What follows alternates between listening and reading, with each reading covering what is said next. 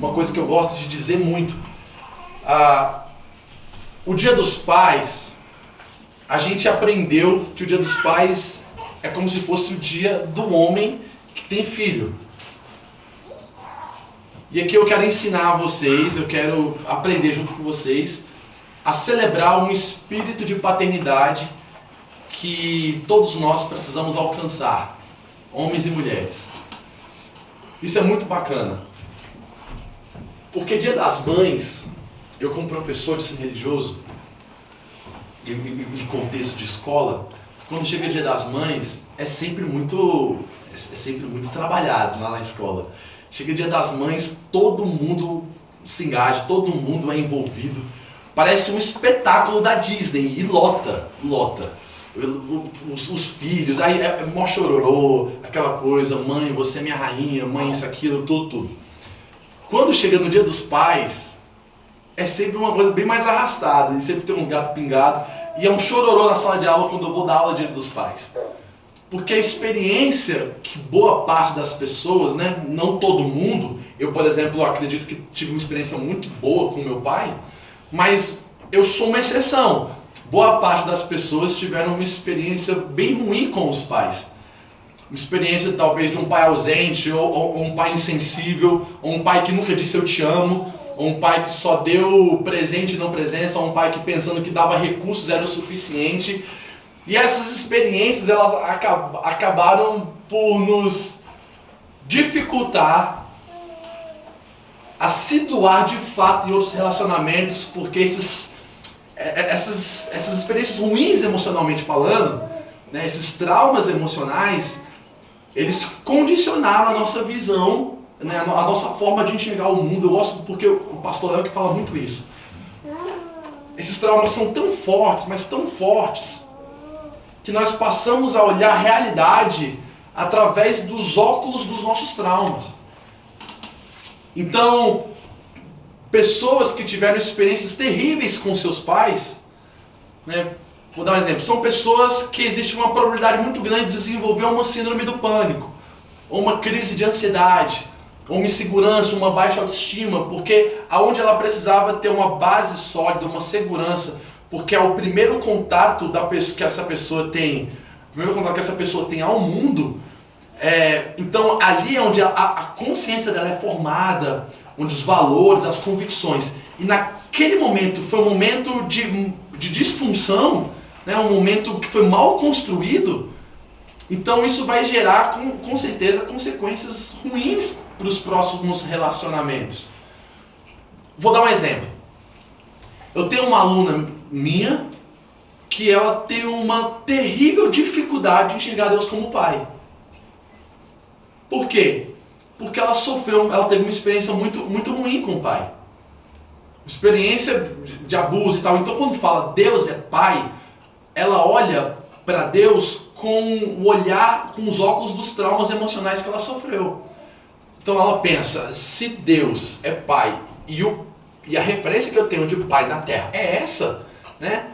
Então Deus, se meu pai me traiu, Deus vai me trair. Se meu pai me abandonou, Deus vai me abandonar. Se meu pai foi ausente, então Deus não vai se tornar alguém presente na minha vida. Condicionou a visão dela, a forma dela enxergar a realidade ao seu redor. Teve um dia que eu falei assim, gente, vamos tentar deixar essa data mais leve, né? Vamos contar a história dos pais e tudo. Eu pedi para os alunos. Só que os meus alunos, eles quase não levam nada a sério. Eu falo, gente, vamos contar histórias boas. Aí um aluno falou bem assim, um dos meus alunos, professor, quando eu tinha mais ou menos 5, 6 anos, foi uma história que ele teve com o pai dele, né? Quando eu tinha 5, 6 anos, meu pai já estava brincando de pique-esconde. Até hoje eu nunca achei ele. Aí a gente não sabe se a gente ri ou se a gente chora. Eu falei, meu Deus do céu. Aí na hora é mó risadeira, todo mundo ri, porque o menino quis fazer gracinha mesmo. Mas eu fico no meu coração, eu falo assim, cara, eu sei que aquilo dali tem um fundo de verdade tão grande ali de alguém. Olha a criatividade dos meninos. Os meninos falam meio assim, professor, ele tava com o celular na mão, aí falou meio assim, meu pai é igual meu iPhone. Né? Aí, só que eu olhei pro celular e vi que não era um iPhone, era um Galaxy. Eu falei, mas você é um Galaxy? É isso mesmo, eu não tenho iPhone. Eu falei, meu Deus do céu, você fica ali naquela questão, seria cômico se não fosse trágico, né? Você não sabe se você riu ou se você chora. E as experiências que normalmente eu tenho com os meus alunos são essa. E que normalmente nós temos. Talvez você teve até uma experiência, talvez você não teve um pai que fez alguma coisa ruim com você. Mas também não na sua lembrança, na sua memória, não ficou fixado algo que ele fez de muito bom para que aquilo dali fortalecesse a sua identidade. Fala assim, poxa, agora eu tenho segurança de quem eu pertenço, né? Que eu sou amado, que eu faço parte. Eu gosto de dizer que a vida não é sobre quem nós somos.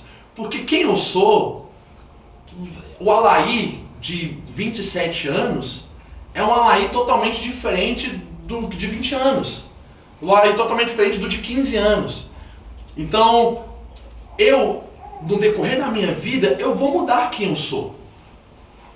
E por diversas vezes eu tenho certeza que vocês já passaram por situações onde vocês pensaram, meu Deus do céu, quem realmente eu sou? Porque nós estamos em constante mudança, nós estamos nesse processo de se conhecer cada vez mais. E eu não sei se vocês já pegaram fazendo coisas que você assim, nossa, eu não sabia que eu tinha capacidade de fazer uma coisa tão ruim assim, ou tinha uma capacidade de fazer uma coisa tão boa assim, porque você vai no processo de se conhecer. Então a vida não é sobre quem você é. No final das contas, a vida é sobre quem você pertence. Aí eu tenho uma frase do Bonhoeffer, que foi um teólogo na época da Alemanha nazista. Ele, por diversas vezes, ele enfrentando o sistema nazista, Hitler e tudo, ele foi preso diversas vezes, né, um dos únicos pastores protestantes a ir contra isso. E ele escreveu um poema dentro da prisão. Ele falava bem assim, quem realmente eu sou? Eu sou o destemido que não tem medo da injustiça e que bate de frente, ou eu sou o covarde que não tem coragem de falar do amor de Deus enquanto eu estou no cárcere e tudo. Aí ele vai criando rimas, tentando descobrir quem de fato ele é, e no final das contas ele termina bem assim, eu sou esse ou eu sou aquele? Eu não sei, mas de uma coisa eu sei, que apesar de não saber quem eu sou seu. Ele dando essa poesia para Deus. Independente de quem eu seja, eu sei que eu sou seu. E essa noção de pertencimento, ela só nasce no espírito de paternidade. Vou repetir. Essa noção de pertencimento, de você fazer parte, de você se sentir amado, de você ter uma identidade, um propósito, ela só nasce no espírito de paternidade. Agora, preste atenção, rapidinho. Eu quero usar só um pouquinho do quadro aqui. Se eu falar alguma coisa e ficar confuso, vocês pedem para eu repetir, tá bom? Mas eu quero que vocês entendam muito bem, porque vocês vão ver como é que é poderoso a gente entender isso, principalmente nesse dia, para que a gente possa sair daqui com outros olhos, com outra perspectiva, e sair daqui convicto de que você pertence a alguém. Quando Deus vai formar um homem, lá em Gênesis capítulo 1, versículo 27, ele já tinha criado praticamente tudo. Ele já tinha criado os céus, já tinha criado o sol, já tinha criado a lua, já tinha criado os animais, macho e fêmea. Aí vai formar um homem. Só que até então, Deus ele está proferindo uma palavra, e a partir da palavra que ele fala, daquilo que ele falou, né, isso criava vida. Por exemplo, haja luz, houve luz. Então Deus estava demonstrando o seu poder. Ele é tão poderoso que ele simplesmente só fala e as coisas passam a existir. Só que quando vai chegar na hora de formar um homem, ele não só diz haja homem e o homem passa a existir. Ele coloca a mão na massa e no conselho da Trindade, né, num Deus, que o nosso Deus ele é um Deus família, né, Deus Pai, Deus Filho e Deus Espírito Santo. Agora, olha que lógica poderosa. O nosso Deus ele é um Deus família. Não existe três deuses. É um Deus só que se manifesta no Pai, no Filho e no Espírito Santo. Ele se manifesta numa família, numa relação. É um Deus nós. Pronto, resumindo, é um Deus nós. E o que é o nós? O nós não é o plural de eu, porque não existe plural de eu, não existe eus. O nós, ele é a primeira pessoa em plural. Então, para Deus, quando ele foi formar um homem, ele falou assim, façamos um homem à nossa imagem e semelhança. Então, para que ele criasse algo que fosse idêntico a ele não poderia criar dois eus. Ele teria que criar um nós. Então Deus, ele cria uma pessoa. Gênesis capítulo 1, versículo 27 fala bem assim, façamos o homem à nossa imagem e semelhança. Homem e mulher os criou. Ponto. Essa criação, homem e mulher, ele chamou de Adão. E esse Adão é a perfeita imagem de quem Deus é. Porque Deus é uma família, uma relação. Então quando ele olha para Adão, né, o Adão homem e Adão mulher, que é uma pessoa só, que se manifesta no homem e na mulher, na família, na relação, ele deveria criar isso para que finalmente isso fosse a perfeita, absoluta referência visível de quem ele é. Aí Deus, ele cria e depois ele forma. Ele forma no capítulo 2 de Gênesis. Quando ele vai formar, ele forma primeiro um homem e do homem ele tira a mulher. Presta atenção, por que quando Deus foi formar os animais, por que Deus quando foi formar, os anjos, a Bíblia fala que os anjos eles não se dão ao casamento. A Bíblia fala que quando Deus formou os animais, macho e fêmea os criou. Por que ele não fez o galo e do galo ele pega do próprio galo e tira a galinha? Deus não faz isso, ele faz o galo e depois ele faz a galinha, do zero. Ele faz o galo do zero e faz a galinha do zero. Ele faz o elefante do zero e a elefanta do zero. É elefanta? Não sei. Elefante mulher, elefante fêmea. Ele faz a elefante fêmea do zero. Quando ele vai formar o homem, ele não faz o homem do zero e não faz a mulher do zero. Ele faz o homem e do próprio homem ele tira a mulher. Por quê? Porque ele sabe que é uma pessoa só. Ele sabe que é um nós. Quando Deus fala assim, Adão e os dois.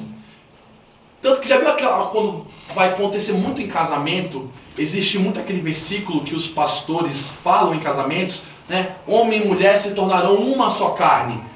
Que é uma referência que Deus faz a Gênesis. Porque Deus enxergava eles como uma só carne. Só que no processo, Adão tem a paternidade e tem a maternidade. Olha que legal, olha que legal. No processo Adão, do homem Adão, existe a manifestação da paternidade e da maternidade. Por quê? Porque Deus não criou marido e mulher. Deus criou pai e mãe. Quando Deus cria os dois, ele fala assim, crescer e multiplicar. Para que cresça e multiplique, para que encha a terra, para que a terra possa ser enchida da glória de Deus, precisam haver essas duas essências juntos numa pessoa só, numa relação só, numa comunhão só, numa identidade só. Quando existe falha de paternidade ou falha de maternidade, você vai ter uma disfunção na identidade. As pessoas elas vão entrar em crise de não saber a quem elas pertencem, qual o propósito e quem elas são. Porque a nossa identidade está totalmente ligada a isso. O pecado, ele foi lá e atrapalhou isso daqui.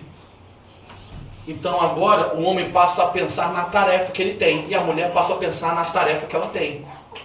Eles não pensam como uma pessoa só, agora não é um nós pensando, são dois eu. Não, Deus ele não dava para ele criar dois indivíduos para manifestar quem ele era, ele tinha que criar uma relação. O pecado ele quebra isso. As pessoas agora não passam a pensar de forma relacional, as pessoas passam a pensar de forma individual. Como indivíduo. Qual é o meu papel, qual é o meu serviço e o que eu preciso fazer. É isso. Ninguém está preocupado em aonde nós estamos acrescentando uns aos outros naquilo que... Aonde eu posso enxergar eu em você e aonde você pode se enxergar em mim. Nós estamos preocupados aonde eu posso ser beneficiado no meu papel. Essa crise O pecado, ele estragou tanto a gente que nós deixamos agora de pensar como filhos. Lembra quando Deus ele vai até Abraão? Qual é a promessa que ele fala a Abraão? Através de você, todas as famílias serão abençoadas. Eu vou te fazer pai de multidão.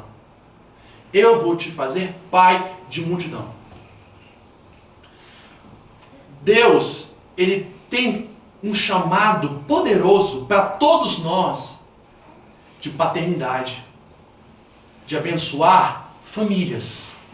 Deus não fala, através de você todas as empresas serão abençoadas. Fala, através de você todas as pessoas serão abençoadas. Através de você todas as profissões, através de você todas as famílias serão abençoadas. Isso é Gênesis capítulo 12. Todas as famílias serão abençoadas. O pecado, ele não nos faz agora pensar como família. Nós que éramos para sermos filhos, pensar como os filhos, o pecado agora nos ensina a pensar como servos e escravos. Nos tornou escravos. Escravos do quê? Do nosso interesse, da nossa necessidade e do nosso serviço. Gente, olha que interessante.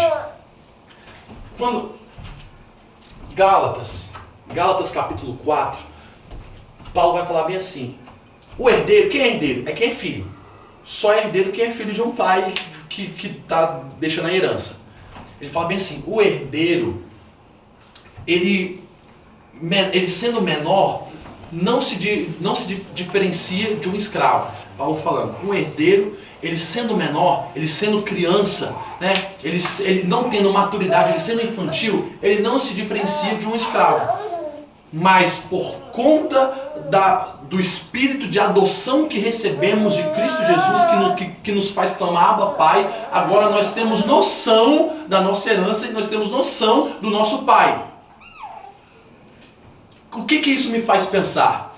Que o pecado, todo mundo nasce infantil, gente. Todo mundo nasce. O processo da vida é o seguinte: todo mundo nasce criança, ninguém nasce adulto. E quando a gente nasce criança, por exemplo, a gente está ali o Rafinha. O Rafinha, desculpa falar, viu, o Bia, mas o Rafinha não ama vocês. O Rafinha não ama a Bia. O que o Rafinha ama é o leite. Ele não tem consciência ainda, não foi gerada uma consciência nele. O que ele ama é o calor, é o aconchego, é a proteção, é o benefício. Existe uma pesquisa, isso foi uma pesquisa que o Russell Shedd, uma vez falando sobre como que o pecado já nasce em nós, que se uma criança tivesse a mesma estrutura de corpo que nós temos, ela seria capaz de matar a mãe se a mãe negasse leite para ela. No desespero de querer o leite e a mãe recusar dar o leite, ela seria capaz de matar a mãe se ela tivesse a mesma estrutura de corpo que nós temos. Por que não faz isso? Porque ele é pequenininho, ele só sabe chorar. A criança, quando ela nasce, ela não pensa na relação, ela pensa no benefício, ela pensa no próprio interesse. E a mãe, ela vai dar o quê? A proteção. A mãe vai dar esse leite. Por isso que Paulo fala bem assim em Hebreus: já deu de vocês ficarem tomando leite. Já era para vocês terem avançado na fé, já era para vocês estarem comendo comida sólida, mas vocês toda hora estão voltando a tomar leite. O que Paulo queria dizer é que vocês só buscam a Deus pelo benefício. Vocês só estão buscando pela proteção. Vocês só estão buscando por aquilo que é conveniente. Por isso que a linguagem que nós fazemos com as crianças quando elas são pequenas, eu, por exemplo, como sou pai, quando eu quero que a Manuzinha faça alguma coisa, eu uso a linguagem meritocrática. Filha, se você fizer isso, você vai ganhar isso. Porque elas ainda não entendem, elas ainda não adquiriram maturidade para saber que aquilo é o melhor para elas, para saber que naquela relação de amor existe respeito, responsabilidade um com o outro, nas suas emoções e tudo. Ela só quer saber como que ela vai se beneficiar. Então, filho, se você comer o almoço, o papai te dá um picolé. E se você deixar de comer o almoço, você não vai receber um picolé. Isso é linguagem. Essa linguagem nas nossas vidas, se nós não avançamos para uma maturidade, eu vou chegar no Dia dos Pais, tá? Uma maturidade, nós acabamos por se relacionar com Deus e com os outros de forma escrava, de serviço. E morrendo de medo e ansiedade. Porque você fica com medo de não desempenhar um bom papel e perder aquilo que você iria ganhar se você desempenhasse um bom papel. Então você fica com medo de não receber de Deus uma coisa boa por você não estar desempenhando um bom papel de um servo, de um empregado. Então você está ali numa ansiedade, numa insegurança e projeta isso em todos os seus relacionamentos. Como que eu faço? Isso é mente de escravo. Isso é mente dominado pelo nosso pecado, que nos faz pensar de forma infantil. Que algum dia teve sentido. Não adianta eu chegar e tentar ensinar coisa de adulto para a Manuzinha que ela não tem cabeça para isso. Então, algum dia ser infantil fez sentido para nós. Algum dia pensar dessa forma fez sentido e não estava errado. O que está errado é quando nós não adquirimos maturidade para avançar. Nós não adquirimos maturidade no nosso coração espiritual para nos entregar aos nossos relacionamentos sem medo e ansiedade de não receber nada em troca, ou medo da condenação, né? Ou o interesse da recompensa. Deus, Ele quer nos libertar disso. Para nos libertar disso, nós precisamos adquirir o espírito de paternidade. Aí, eu ia pegar aqui para ler a Bíblia, mas em João, capítulo 14, Jesus conversando com os discípulos, ele falou bem assim: não se perturbe vosso coração. Credes Deus e também em mim. Na casa do meu Pai há muitas moradas. Tomé pergunta: como que nós fazemos para conhecer o Pai? E Jesus fala: como que vocês ainda não conhecem o Pai com tanto de tempo que eu estou caminhando com vocês? Quer conhecer o Pai? Olha para mim, eu sou o caminho, a verdade e a vida. Ninguém vai ao Pai se não for por mim. Jesus está falando bem assim: eu sou filho, eu tenho a maturidade de paternidade. O objetivo do filho é avançar para ser um pai. O objetivo do filho é avançar para entender a paternidade. É sair da fase de maternidade, de proteção, de acolhimento, e passar agora para a fase da responsabilidade de direção. E isso é para homens e mulheres, gente. Dia dos Pais, para a gente celebrar a paternidade, não é só para celebrar o homem, sexo masculino. Isso é para celebrar o Espírito que nos alcançou. É o Espírito de adoção. É o Espírito... Gente, o nosso primeiro... nós precisamos adquirir essa maturidade. O nosso primeiro contato na vida é com a mãe. É com a mãe. A mãe, ela vai nos dar proteção, benefício e suprir as nossas necessidades. Nós precisamos, no processo, da mesma forma como é errado ter só um pai ou é errado ter só um homem, é errado no sentido de da construção da identidade, né? Onde a pessoa que não sai daqui para cá vai ser uma pessoa que vai olhar a vida na perspectiva de só pela necessidade e medo do benefício. É a pessoa que vai buscar sair da renúncia, do sacrifício, para tentar encontrar um lugar de proteção. E Deus, quantas vezes Deus ele se mostrou como mãe? Lembra quando Jesus fala bem assim para Israel: Israel, quantas vezes eu quis acolher vocês como uma galinha acolhe seus pintinhos? É uma mãe. É uma mãe. Mas precisa avançar, botar um passo para também entender a paternidade. Quando Paulo fala assim, em 1 Coríntios: muitas vezes para vocês eu fui uma mãe, e muitas vezes para vocês eu fui um pai. Porque o processo da maturidade é você passar pela maternidade e paternidade.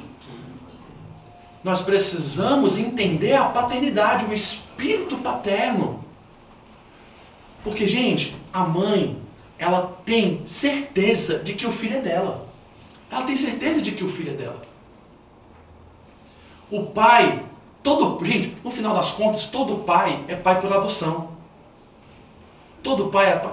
Porque ele precisa acreditar que o filho é dele. Eu não estou sendo pejorativo, no sentido de, botando em xeque a conduta da mulher. Não, mas todo pai, porque a criança ela é gerada na mãe, apesar do processo ter começado da semente do pai. Mas a criança ela é gerada na mãe, sai da mãe, faz parte da mãe. A mãe que gerou, a mãe que fez todo o processo de gestação, ela tem certeza que saiu dela. O pai ele precisa acreditar, mas também tem teste de DNA.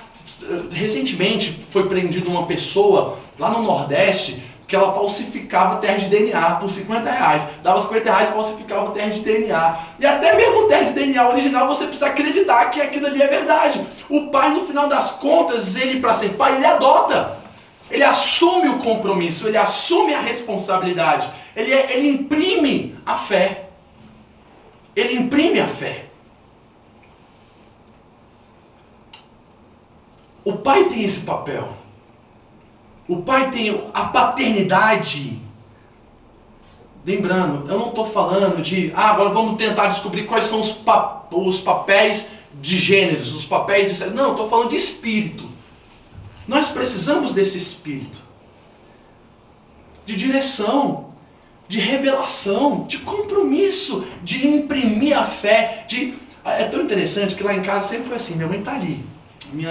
Lá em casa, a minha mãe, porque ela é mãe, ela quer proteger, ela quer estar perto da gente, ela quer nos deixar próximos e protegidos. A Priscila mesmo foi viajar agora. Eu falei assim, amor, deixa a Manuela comigo essa semana, vai curtir com a minha sogra e tal, não sei o quê. Ela, não aguento ficar longe da Manuela. Aí foi lá e levou a Manuzinha. Por quê? Porque tem disso nela. Tem disso na maternidade. De querer proteger. É a galinha que acolhe os seus pintinhos. Né? O pai, ele direciona. O pai, ele lança palavra, ele lança revelação. Lá em casa era sempre assim, os meus irmãos estão aqui para não mentir. O meu pai, ele botava fé em tudo que a gente fazia. Ele lançava tudo que a gente fazia. Eu falei, mãe, eu queria ser pastor. Aí a mãe, filho, vai fazer um concurso antes. Porque ela pensou na minha proteção. Ela pensou no... Eu falei, pai, eu quero ser pastor. Meu pai, faz teologia logo. Você lança. Por quê? Porque a revelação é a fé. Eu gosto muito quando você tem, por exemplo, Abraão e Sara.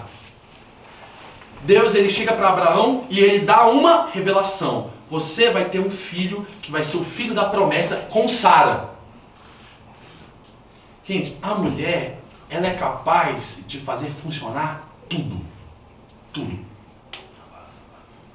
Qualquer semente germina no ventre da mulher.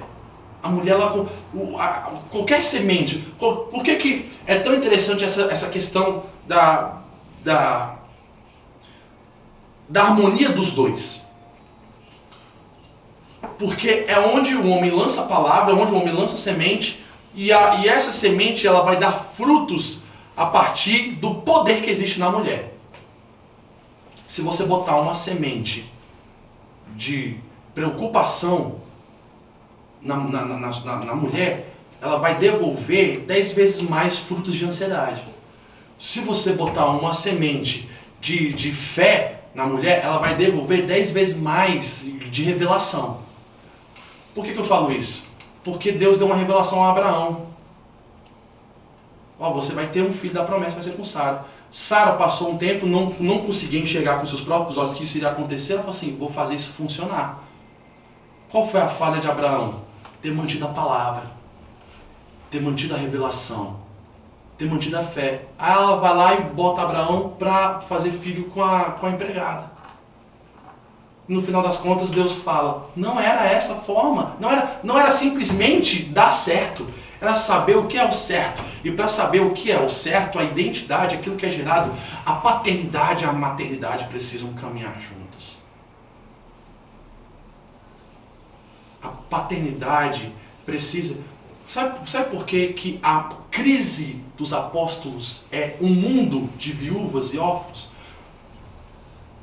Porque é um lar onde não falta mãe nem filho, mas falta esposo e pai. é um lar, é a responsabilidade da igreja na igreja primitiva. Cuida das viúvas e tem mulher que é viúva com o marido vivo. E tem filhos que são órfãos com o pai vivo. Porque às vezes o nosso lar não tem paz e é cheio de ansiedade. Porque o espírito da paternidade ainda não nos sentimos adotados. Ainda nos sentimos escravos. Ainda não conhecemos.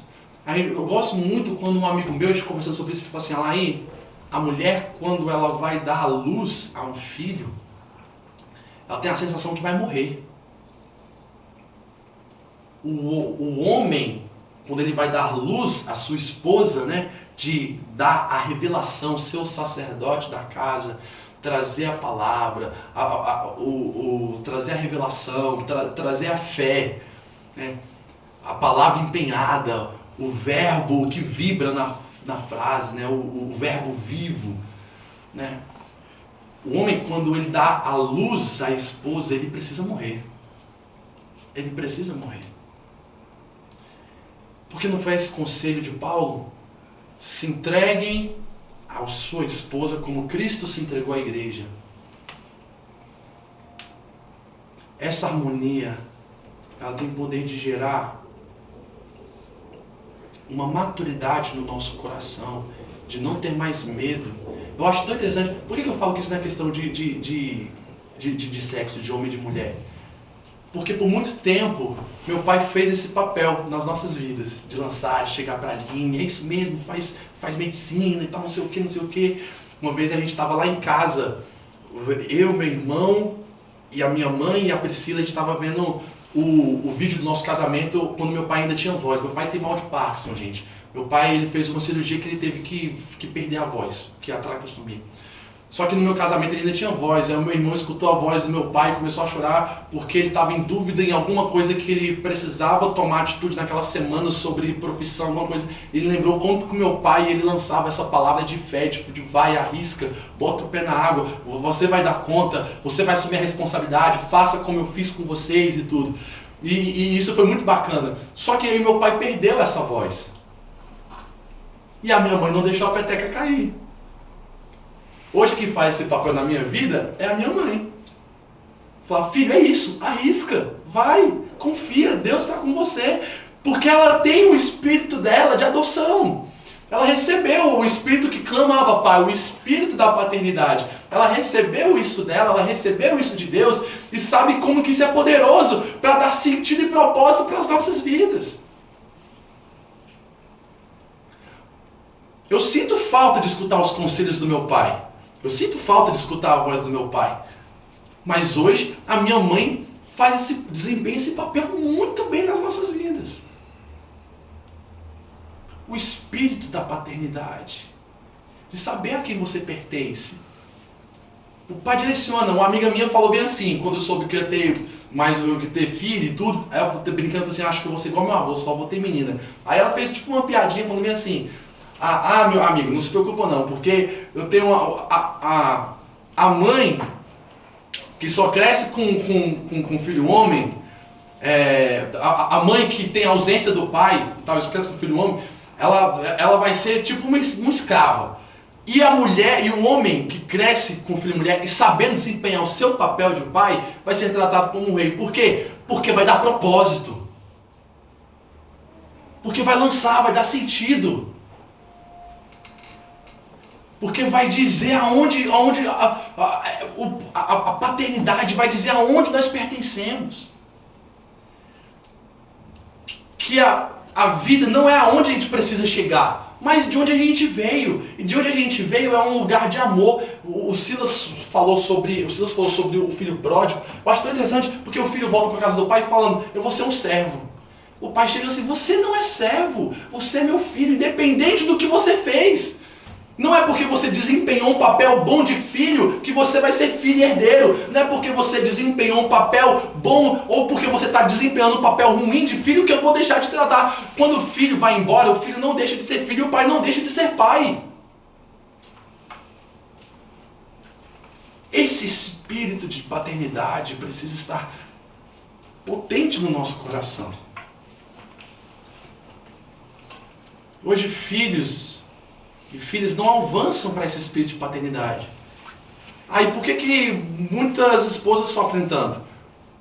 Porque um homem, ao invés de fazer o papel de esposo, está fazendo o papel de filho. A mulher tem que cuidar de 2, de 3, de 4, independente do que seja. Talvez porque também não recebemos a referência absoluta. Aonde buscar essa referência? Aonde buscar essa referência? Quando nós temos histórias terríveis de pais ausentes, de momentos ruins com os nossos pais, aonde nós buscamos? Eu gosto de Jesus. Quando ele fala assim, olha para mim. Quer conhecer o pai?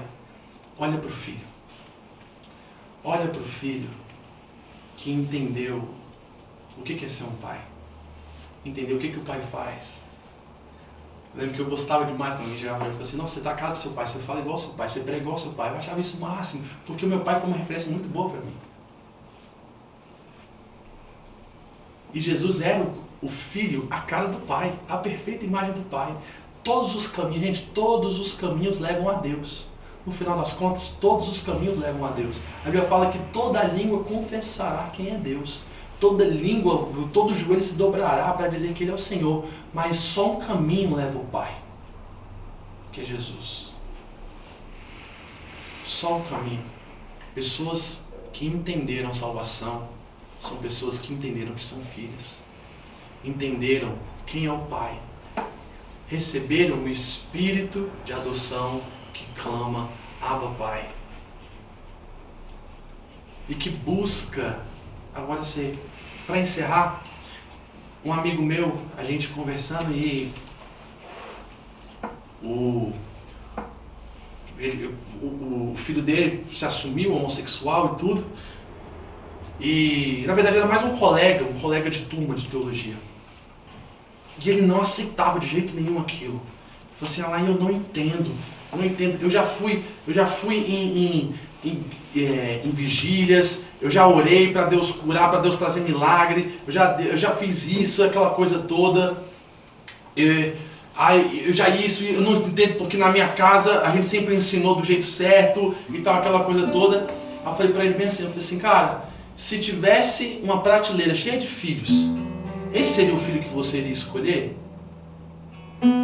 Assim, aí ele respondeu, né? Cara, provavelmente não. Eu falei assim, ele me falando, tentando desconversar. Eu entendo a intenção assim, do coração dele de não tentar parecer pesado.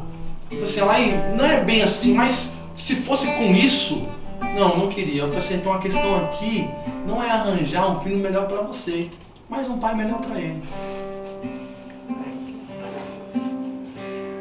Um pai que entendeu o que é ser pai.